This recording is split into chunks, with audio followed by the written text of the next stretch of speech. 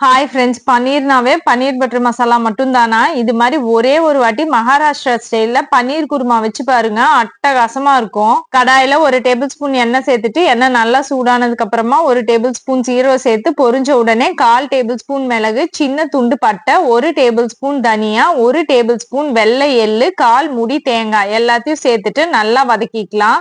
ஒரு 2 நிமிஷம் மீடியம் ஹீட்ல வச்சுட்டு மசாலா எல்லாம் வதக்கிட்டு, இப்ப அது கூட 2 வரமிளகா, 1 பச்சை மிளகா, 2 மீடியம் சைஸ் வெங்காயம், 1 டேபிள் ஸ்பூன் உப்பு எல்லாத்தையும் சேர்த்து நல்லா வதக்கி விட்டுக்கலாம்.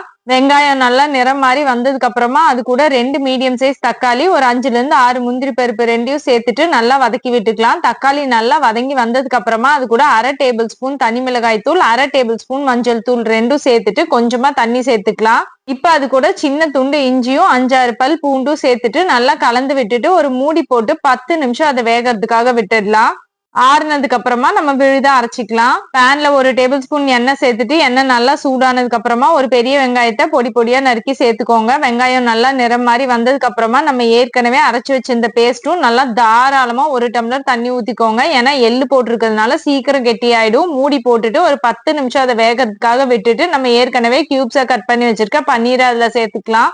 மீடியம் ஹீட்ல வச்சு பன்னீரை ஒரு 10 நிமிஷம் வேகறதுக்காக விட்டுட்டு ஃபைனல் டச்சா நம்ம கஸ்தூரி மேத்தியும் பொடி பொடியா நறுக்குன கொத்தமல்லி இலைகளையும் தூவி சர்வ் பண்ணோம்னா மகாராஷ்டிரா ஸ்டைல்ல ஒரு பன்னீர் குருமா ரெடி.